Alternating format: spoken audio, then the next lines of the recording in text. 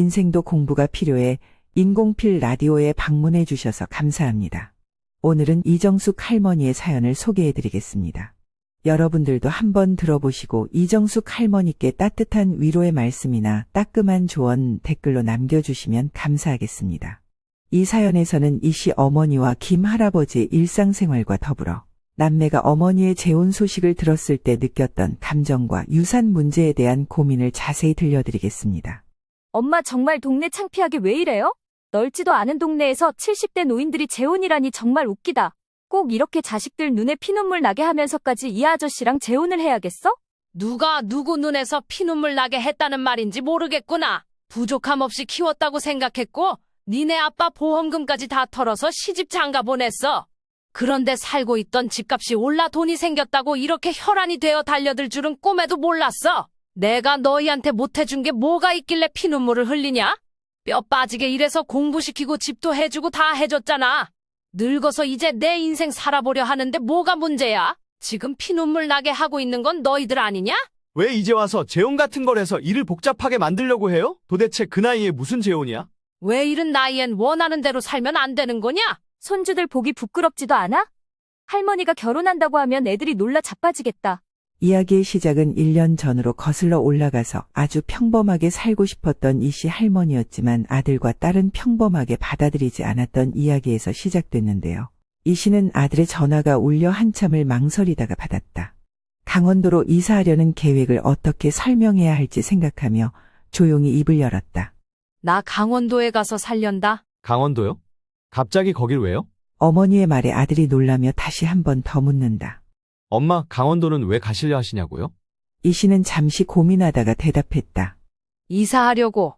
이제 너희도 자리 잡고 잘 살고 있고 나도 한적한 곳에서 지내고 싶다. 아들은 의아해하며 물었다. 거기 연고도 없으시잖아요. 엄마 고향은 서울이잖아요. 지금까지 한 번도 서울을 떠나 살아본 적이 없었는데요. 이씨는 가볍게 고개를 끄덕이며 말했다. 강릉이 좋아 보여. 바다도 있고. 아들은 걱정스러운 표정으로 다시 물었다. 근데 엄마가 시골에서 어떻게 사세요? 괜히 갔다가 고생만 하실 것 같은데요. TV 안 보셨어요? 이씨는 단호하게 대답했다. 왜 못 살아? 거기도 있을 거 다 있더라. 가까운 곳에 병원만 있으면 됐지. 서울은 너무 시끄럽고 복잡해서 싫어. 엄마가 정말 이사 생각이 있을 줄은 몰랐네요. 어디서 살지 알아보셨어요? 이씨는 차분하게 대답했다. 그럼 이 집은 20년 전에 네 아버지가 돌아가신 후 내가 니네 다 졸업시키고 시집 장가도 보냈던 집이야. 얼마 전에 집을 내놨더니 사겠다는 사람이 나타나서 계약도 했어. 얼마에 파셨는데요? 이씨는 웃으며 대답했다. 그냥 많이 올랐다는 것만 알아라. 30년 전에 헐값에 샀던 집이 지금은 큰돈이 됐어. 아들은 여전히 걱정스러운 표정이었다. 그래도 이 집을 갖고 계셔야죠. 서울 집값은 계속 오를 텐데 지방에 집 사면 손해예요. 여기서 더 올라봤자 무슨 소용이니? 나 죽을 때 이 집 이고 갈 것도 아니고 이 집 팔아서 강릉에 전원주택 하나 사고 대출 끼고 원룸 건물도 하나 사서 월세 받으며 편히 살다 갈 거야. 그래도 그건 너무 급하지 않으세요? 걱정 마라. 너희한테도 1억씩 주고 갈 테니까. 아들은 말은 그렇게 하면서도 내심 기쁜 표정을 감추지 못했다. 아니 돈 때문이 아니라 엄마 걱정돼서 그러지. 갑자기 큰 돈이 생긴다는 게 얼떨떨하네요. 엄마 생각이 그러시다면 그렇게 하세요. 주말마다 왔다 갔다 하며 보면 되니까 그렇게 멀지도 않네요. 그렇게 이씨는 평생 살던 서울을 떠나 강릉으로 이사하게 되었다. 바닷가 근처에 아기자기한 텃밭과 정원이 있는 집이었다. 크지는 않아도 이씨가 평생 꿈꾸던 집을 갖게 된 것이었다. 다만 남편이나 아이들과 함께하는 것이 아닌 혼자서 꿈을 이루게 된 점이 아쉬울 뿐이었다. 새로운 집에 도착한 첫날 이씨는 집 앞 정원에서 흙냄새를 맡으며 새로운 삶에 대한 기대감에 가슴이 뛰었다. 베란다를 열면 늘 들리던 바퀴 굴러가는 소리, 경적 소리, 사람들의 고함 소리 대신 새소리, 바람 소리, 파도 소리가 들려왔다. 이씨는 그 소리들을 들으며 이곳이 자신에게 맞는 곳인지 긴장과 설렘이 교차했다. 기분 탓인지 몰라도 공기도 서울에 비하면 훨씬 맑고 청량한 듯했다. 이씨는 그 공기를 깊이 들이마시며 평온한 미소를 지었다. 서울의 혼잡함에서 벗어나 자연 속에서의 새 삶을 시작하게 된 이씨는 이제 진정한 행복을 찾아가고 있었다. 그러나 시간이 흐르면서 이 씨는 전원 생활이 생각만큼 간단하지 않다는 것을 깨달았다. 오전에는 텃밭을 돌보고 꽃에 물을 주며 시간을 보냈지만 오후가 되면 할 일이 없어 무료함을 느꼈다. TV를 보는 것도 잠깐이었고 아는 사람 하나 없는 곳에서의 생활이 이 씨를 점점 더 외롭게 만들었다. 오로지 집 안에 있는 건 서울이나 역이나 마찬가지인 것 같았다. 엄마 어떻게 지내세요? 시골이 더 답답하시죠? 옆집하고 농사 지은 채소도 바꿔 먹고 그럴 줄 알았지. 옛날 같지 않아서 요즘에 그런 게 어디 있겠어요. 너희는 언제 내려올래? 이번 주에는 바쁘고 다음 달에 한번 내려갈게요. 그러지 말고 엄마, 마을 사람들과 좀 어울려 보세요. 마을회관 같은 데 가보는 게 어때요? 마을회관? 그런데 가는 건 좀 그렇지 않니? 그래야 친구도 사귀고 하지요.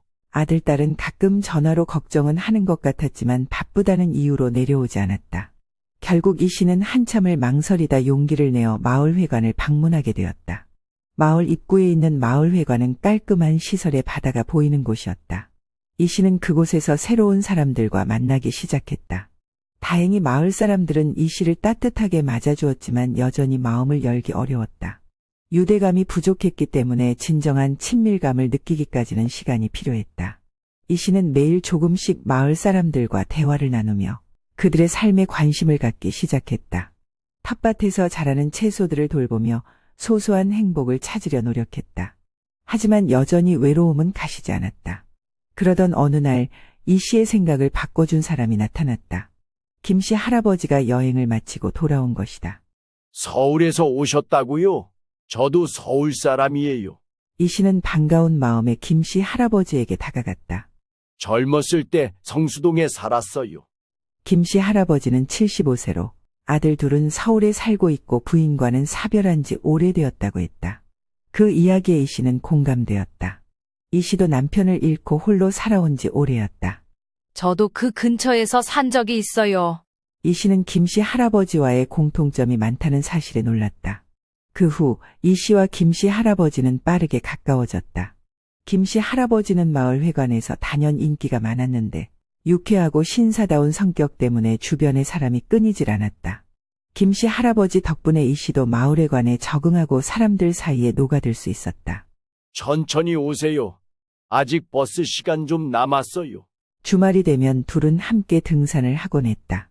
무릎이 좋지 않아 높은 산은 못 올라갔지만 높지 않는 작은 봉우리 뒷산 정도는 올라갔다 내려올 수 있었다. 김씨 할아버지가 아니었다면 혼자서는 꿈도 못 꿨을 일이에요. 지금쯤 소파에 누워 TV나 보고 있을 거예요.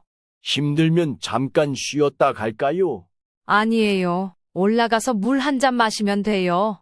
그래도 나오니까 좋네요. 여기저기서 들려오는 새 지저귀는 소리와 나뭇잎이 서로 부딪히는 소리들.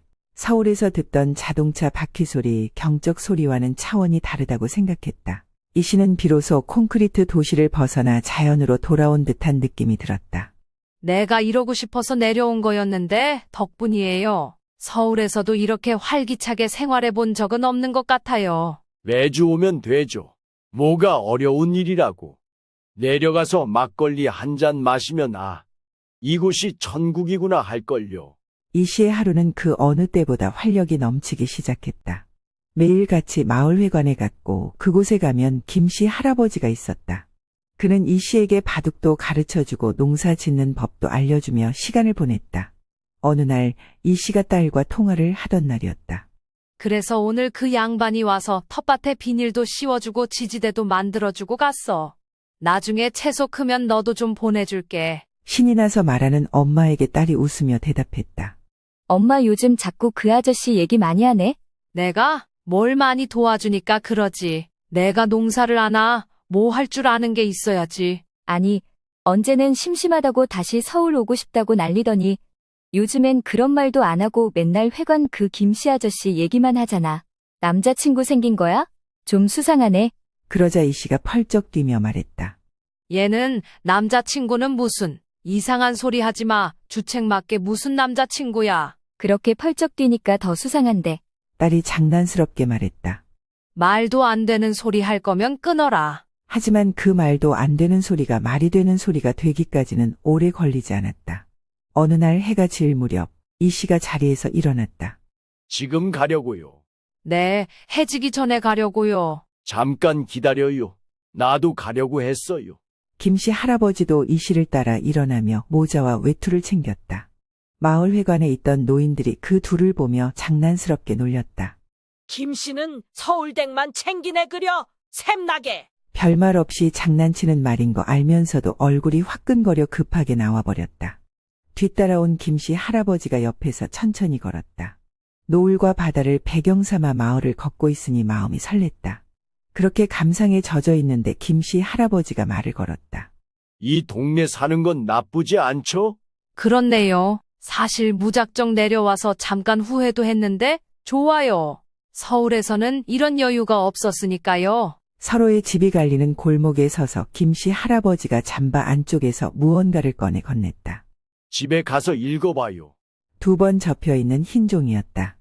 여러 번 접었다 폈다를 한 것처럼 잘 접혀진 종이었다. 비록 시작은 달랐지만 인생의 마지막에는 서로 의지할 벗이 되고 싶습니다. 천천히 아름답게 저무는 노을처럼 우리도 함께 저물어 갑시다. 김춘식으로부터. 짧은 김씨 할아버지 편지가 이 씨의 심금을 울렸다. 남편이 죽고 아들, 딸도 모두 출가시키고 혼자 산 세월이 벌써 10년이 훌쩍 넘었다. 젊었을 땐 먹고 사느라 바빴고 나이가 들어서는 모든 과제가 끝난 기분으로 살다 보니 한없이 외로운 삶이었다. 누군가가 나를 이렇게 생각해주는 것이 몇십 년 만이었다. 이 나이에도 이렇게 가슴이 따뜻해질 수 있다는 것이 신기했다. 비록 젊었을 적처럼 활활 타오르는 불타는 사랑은 아니지만 은은하게 타오르는 작은 불꽃이 마음속에 피어나는 것을 느꼈다. 그것은 사랑일 수도 있고 인간적인 호감 같은 처지에 놓은 동지애일 수도 있었다. 하지만 그런 모든 감정은 결국 비슷한 결이 아니겠는가.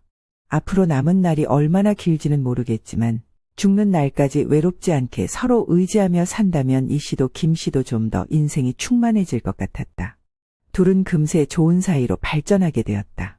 그렇다고 그전과 크게 삶이 달라진 것은 아니었지만 이 씨의 마음은 이전과는 전혀 달라졌다. 하루하루가 기대가 되었고 더 이상 서울로 돌아가고 싶다는 생각은 하지 않게 되었다. 아침에 함께 텃밭에서 일하며 서로의 손길이 닿은 채소가 자라는 모습을 지켜보았다. 여기 상추가 잘 자라네요. 김씨 할아버지 덕분이에요. 우리 함께 키운 거죠. 이 씨 덕분에 더 잘 자란 거예요. 오후에는 자주 바닷가를 산책했다.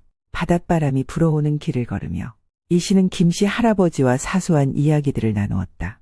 오늘은 바다가 참 고요하네요. 서울에서는 이런 고요함을 느낄 수 없었죠. 고요함 속에서도 이렇게 누군가와 함께 있으면 더 아름답고 외롭지 않죠.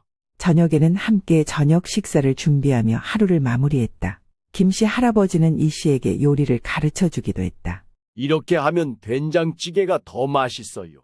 제가 옛날에 많이 해봤죠.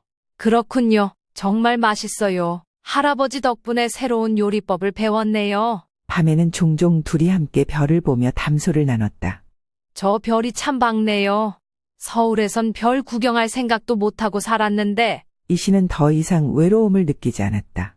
김씨 할아버지와의 시간은 그녀의 마음을 따뜻하게 만들었고 새로운 삶에 대한 기대감으로 가득 채웠다.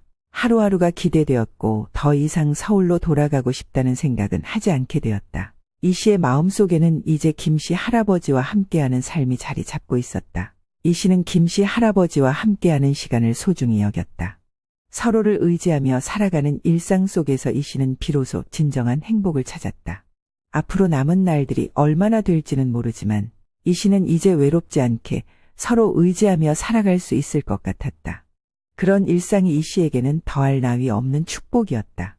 그 사실은 아들과 딸도 곧 알게 되었다.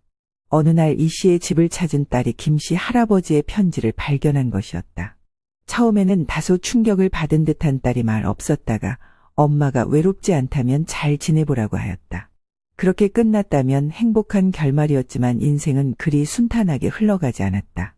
어느 날 김씨 할아버지가 물었다. 전원주택에 살면 늘 집도 고쳐야 하고 풀도 매일 뽑아야 하는데 혼자서 힘들지 않아요? 힘들죠?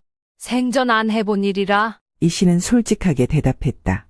이 씨는 혼자서 텃밭을 가꾸는 것이 쉽지 않았지만 김씨 할아버지가 함께하면서 일은 더 쉬워졌고 즐거움도 배가 되었다. 김씨 할아버지는 텃밭에서 상추와 고추를 심으며 이 씨에게 농사짓는 요령을 알려주었다. 여기 상추가 잘 자라게 하려면 이렇게 하면 돼요. 정말요? 덕분에 상추가 더 잘 자랄 것 같아요. 이 씨는 늘 혼자서 간단하게 아침을 해결하곤 했다. 또한 혼자서 시장을 보는 것은 때로는 외롭고 힘들었다. 그러나 김씨 할아버지와 함께라면 이야기가 달라졌다. 두 사람은 함께 시장을 다니며 필요한 물건을 사기도 하고 신선한 재료를 고르며 서로의 취향을 반영해 장을 봤다. 이씨, 이 고등어 정말 신선해 보여요. 저녁에 같이 구워 먹으면 좋겠네요. 좋아요. 그럼 저는 이 뜨끈한 두부를 사서 된장찌개를 끓일게요. 오후가 되면 두 사람은 자주 동네를 산책했다. 바닷가를 걷거나 마을의 작은 공원을 돌며 서로의 이야기를 나누는 시간은 이 씨에게 큰 위로와 행복을 주었다. 여기 바닷바람이 참 시원하네요. 할아버지와 함께 산책하니 더 좋네요. 함께하는 시간이 저도 참 좋아요. 이렇게 서로 의지하며 살 수 있어서 행복해요. 차라리 이참에 살림을 합치는 게 어때요? 김씨 할아버지가 제안했다. 사실 그동안 마당 관리도 할아버지가 해주었고 자잘하게 손이 가는 일도 도움을 주고 있었기에 이 씨도 그것이 나쁘지 않은 제안이라고 생각했다. 우리 집은 좁으니까 내가 그냥 이 집에 들어와서 살면 괜찮겠네요. 마을의 작은 빌라에서 홀로 살고 있던 김씨 할아버지네 집보단 새 집으로 이사한 지 얼마 안 된 이 씨 집에서 함께 사는 게 여러모로 맞아 보였다. 대화는 자연스럽게 김씨 할아버지가 이사하는 방향으로 흘러갔다. 구체적인 계획이 나오자 이 씨도 자식들에게 이 사실을 알려야만 했다. 아들, 딸들도 가끔 오는 집이었기에 미리 말을 해야 한다고 생각했다. 하지만 아들, 딸도 한두 달에 한 번 정도밖에 오지 않기 때문에 당연히 반대하지 않을 거라 생각했다. 자식들은 어머니가 왜 그런 결정을 내렸는지 이해하지 못하며 여러 가지 이유를 들어 반대 의견을 표명했다. 얼마 지나지 않아 아들에게 또 전화가 걸려왔다. 이 상황이 무척이나 마음에 안 드는 듯한 목소리였다. 엄마, 나도 생각하면 할수록 당황스러워요. 이 나이에 새아버지가 생길 거라고 상상이나 했겠어요. 아버지라고 생각할 필요 없다. 그냥 엄마한테 친구가 생긴 거라고 생각하면 되잖냐. 그럼 혼인신고는 안 하시게요? 또 그 소리니? 안 한다니까 그러네. 그리고 한다고 해도 그게 무슨 상관이야? 혼인신고는 문제가 다르죠. 그쪽도 자식들이 있을 텐데. 나중에 유산 상속이라도 나눠달라고 하면 어떡해요? 너 결혼할 때 내가 집 사주니까 뭐라 그랬냐? 이제는 나 다 쓰다가 죽으라 하지 않았냐? 이 씨는 아들과 딸이 결혼할 때 각각 집을 해줬는데 이제는 더 이상 엄마에게 손 벌리지 않을 것이라며 가진 돈 다 쓰고 돌아가시라 했던 말을 상기시켰다. 그건 집값 오르기 전 이야기고요. 거기 강릉 집이랑 건물이랑 팔면 그게 얼만데요. 언제적 얘기를 하세요? 아들의 말에 이 씨는 가슴이 답답해졌다. 내가 여기 내려오면서 너한테도 1억씩 주지 않았냐? 아니, 그럼 남의 집 자식들한테도 나눠주겠다는 소리예요? 그 소리가 아니잖니. 이 씨는 자식들의 극심한 반대에 부딪혔다. 당장 혼인 신고하지 않더라도 살림을 합치면 자연스럽게 그리 되지 않겠느냐며 반대했다. 이 씨는 애초에 혼인 신고까지 할 생각도 없었는데 자식들이 이렇게 나오니 괘씸한 마음이 들었다. 물론 자식들의 마음이 이해가 안 가는 것은 아니지만 계속해서 유산이니 남의 집 자식한테 재산이 가니 어쩌니 이 씨의 외로운 마음을 헤아릴 생각은 전혀 없고 자신의 돈을 더 소중하게 여기는 것이 더 괴로웠다. 늙으면 사람도 아닌 것인가? 늙으면 감정도 하나 없고 죽는 날만 생각하며 살아야 하는 건가? 이 씨는 슬프고 분노에 찬 마음으로 생각했다. 김씨 할아버지도 이러한 사정을 알게 되었다. 나도 자식이 있고 혼인 신고까지 해서 서로 불편하게 할 생각은 없었어요. 그저 같이 있는 것만 생각했지. 같이 산다고 하더라도 내 돈 쓰며 살지. 알아요. 참 민망하고 속상하네요. 그냥 편하게 생각해요. 나는 그냥 이렇게 지내도 괜찮으니까 편한 대로 해요. 이제 아들, 딸과는 이제 통화도 하기 싫었다. 자신들끼리 장구치고 하고 있었다.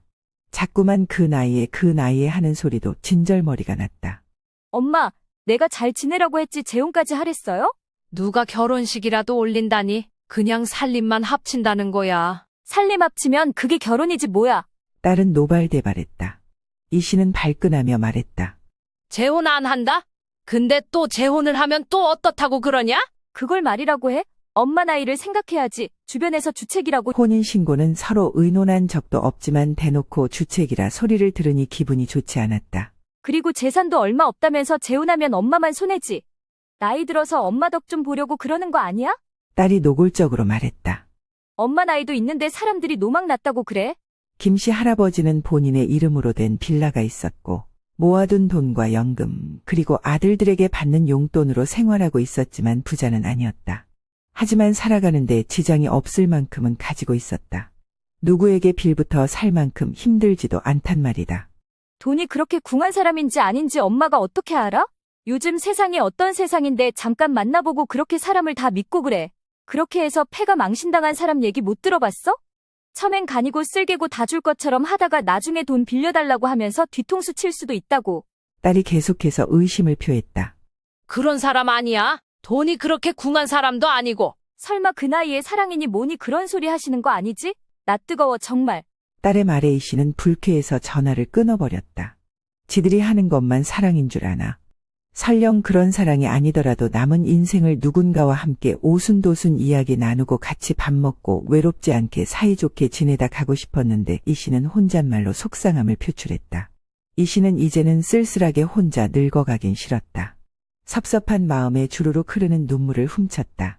어느 날 김씨 할아버지와 함께 잡초를 뽑고 있는데 아들과 딸이 예고도 없이 들이닥쳤다. 어찌나 씩씩대며 오던지 자식들이 아니라 꼭 빚받으러 찾아온 빚쟁이들 같았다. 아니, 왜 전화를 안 받아? 딸이 다짜고짜 따졌고 아들도 옆에서 거들었다. 일도 바쁜데 직접 오게 만드세요. 내가 언제 오라고 했니? 이 씨가 김씨 할아버지를 데리고 집 안으로 들어가자 아들과 딸이 쫓아 들어왔다. 여기 계시니까 차라리 잘 됐네요. 이참에 다 터놓고 얘기할게요. 나는 할 말 없으니까 바쁘면 올라가 봐라. 엄마 정말 동네 창피하게 왜 이래요? 넓지도 않은 동네에서 70대 노인들이 재혼이라니 정말 웃기다. 꼭 이렇게 자식들 눈에 피눈물 나게 하면서까지 이 아저씨랑 재혼을 해야겠어? 누가 누구 눈에서 피눈물 나게 했다는 말인지 모르겠구나. 부족함 없이 키웠다고 생각했고 니네 아빠 보험금까지 다 털어서 시집 장가 보냈어. 그런데 살고 있던 집값이 올라 돈이 생겼다고 이렇게 혈안이 되어 달려들 줄은 꿈에도 몰랐어. 내가 너희한테 못해준 게 뭐가 있길래 피눈물을 흘리냐? 뼈 빠지게 일해서 공부시키고 집도 해주고 다 해줬잖아. 늙어서 이제 내 인생 살아보려 하는데 뭐가 문제야? 지금 피눈물 나게 하고 있는 건 너희들 아니냐? 왜 이제 와서 재혼 같은 걸 해서 일을 복잡하게 만들려고 해요? 도대체 그 나이에 무슨 재혼이야? 왜 이런 나이엔 원하는 대로 살면 안 되는 거냐? 손주들 보기 부끄럽지도 않아? 할머니가 결혼한다고 하면 애들이 놀라 자빠지겠다. 점점 험악해지자 김씨 할아버지가 말렸다. 그러지들 마세요. 우리는 애초에 하려고 한 게 아니니까요. 걱정하는 그런 일 안 생길 겁니다. 그러자 딸이 눈을 번뜩이며 말했다. 그래요. 그거 잘 됐네요. 지금 그 말에 책임질 수 있으세요? 각서라도 쓰실 수 있냐고요? 듣자 하니 정말 이렇게 버릇이 없는 애들인가. 이 씨는 기가 막혔다. 내가 지금 각서라도 써달라고 하면 써줄게요. 이 씨는 할아버지에게 너무 창피했고 자식들에게는 정말 실망했다. 김씨 할아버지의 표정도 좋지 않았다. 그런데 그 전에 이 말 한마디는 해야겠네요. 나도 나 사는데 부족함 없고 우리 아들 둘 다 안정적으로 회사 다니면서 지들 먹고 사는데 전혀 지장 없어요. 이 집도 돈도 탐나지 않아요. 너희 그냥 돌아가라. 얼른 나가라. 이게 무슨 행패야? 딸이 화를 냈다. 뭐 행패? 엄마, 우리한테 왜 그래요? 도대체 엄마 왜 이렇게 변했어요? 딸의 말에 이 씨는 너무나도 서운하고 화가 났다. 해줄 만큼 해줬으면 이제 엄마 행복을 위해 살라고 격려는 못해줄 망정 지금 사람 앞에 놓고 할 짓이니? 혼인신고 안 한다고 분명히 말했잖니? 그렇게 바쁘다고 자주 오지도 않았던 애들이 둘이 시간 맞춰서 내려온 것도 기가 막히구나. 그건 엄마가 웬 아저씨한테 휘둘리니까 그렇지. 엄마, 선택해. 저 아저씨야, 우리야?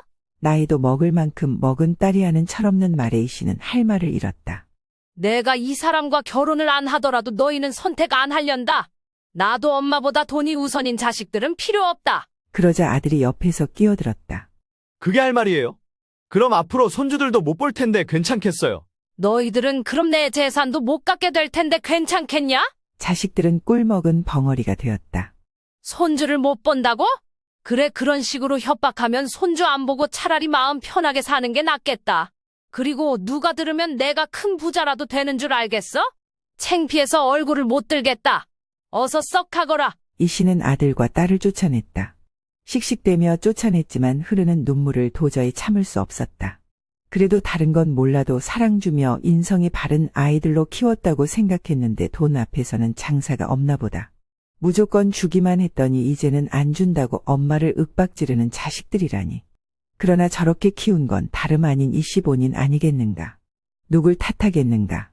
김씨 할아버지도 이 씨의 어깨를 감싸 안으며 위로해 주었지만 할아버지의 표정도 만만치 않게 착잡해 보였다. 이 나이에 자식 또래에게 안 좋은 취급을 당하니 당연히 기분이 상할 수밖에 없었다. 아들과 딸이 돌아간 뒤 이 씨는 시름시름 앓으며 누워만 있었다. 그렇게 괴로워하는 이 씨에게 핸드폰이 띠링하고 울렸다. 딸에게서 온 문자 메시지였다. 엄마, 우리가 말이 좀 심했어. 요즘 세상이 얼마나 무서워? 근데 엄마가 그 남자한테 푹 빠져서 우리는 필요 없다고 하니까 너무 충격이었어. 그 아저씨 어디를 믿고 그래? 당연히 엄마 재산을 노리고 접근한 거일 수도 있잖아. 우리가 돈이 좋아서 그런 게 아니야. 남은 인생을 자식도 안 보고 살면 마음이 편하겠어? 다시 잘 생각해봐. 그 아저씨랑 사는 게 좋은지 손주들 보면서 우리랑 오고 가며 지내는 게 좋은지. 끝까지 자신들이 옳았다는 내용이었다. 이 씨도 전화를 거는 대신의 딸에게 답장을 써내려갔다.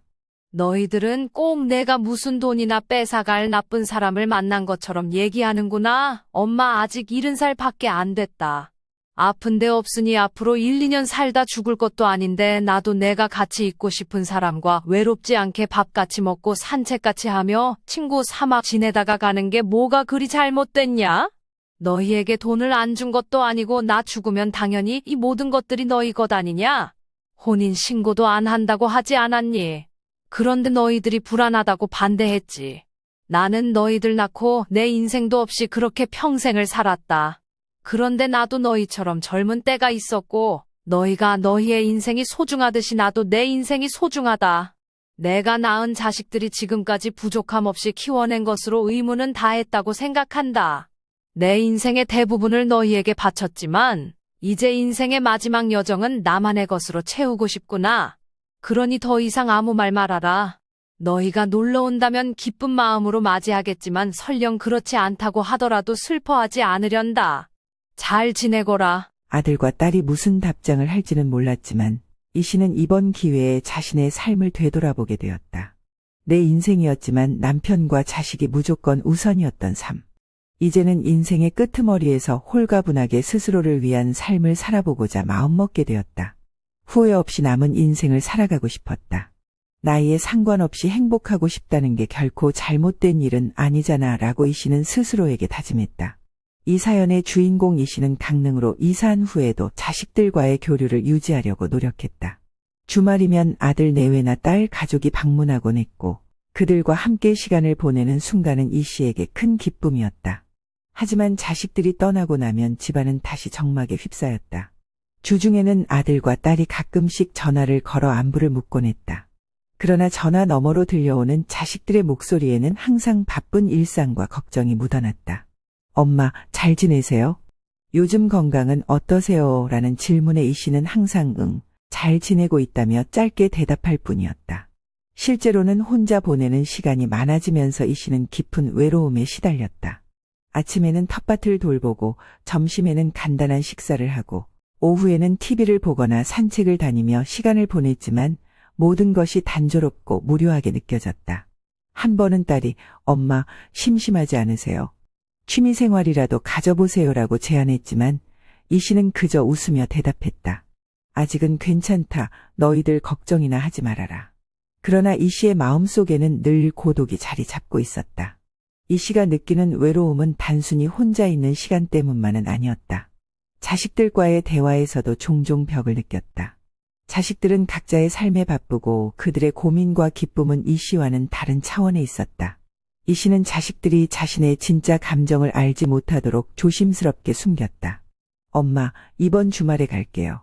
아들이 약속할 때마다 이 씨는 기쁘지만 그 기쁨은 자식들이 떠난 뒤에 공허함으로 금방 바뀌었다. 그렇다고 이 씨가 자식들에게 무언가를 요구하거나 기대하는 것은 아니었다. 그녀는 그저 자식들이 행복하기를 바랐다. 하지만 자식들의 행복을 위해 자신이 희생해 온 시간들이 이제는 그녀를 더 외롭게 만들고 있었다. 자식들은 어머니의 희생을 당연하게 여기는 듯했고 이 씨는 그들의 삶에서 점점 더 멀어져가는 자신을 느꼈다. 김 씨 할아버지와의 시간은 이 씨에게 큰 위로가 되었지만 집에 돌아와 다시 혼자가 되는 순간 이 씨는 더욱 깊은 외로움에 빠져들었다. 이 씨는 자주 남편의 사진을 보며 추억에 잠기곤 했다. 여보, 내가 잘하고 있는 걸까? 이렇게 혼자 남아있으니 당신이 더욱 그리워. 남편과의 추억은 그녀에게 힘이 되기도 했지만 동시에 더 큰 외로움을 안겨주기도 했다. 이 씨는 자주 밤에 잠을 이루지 못했다.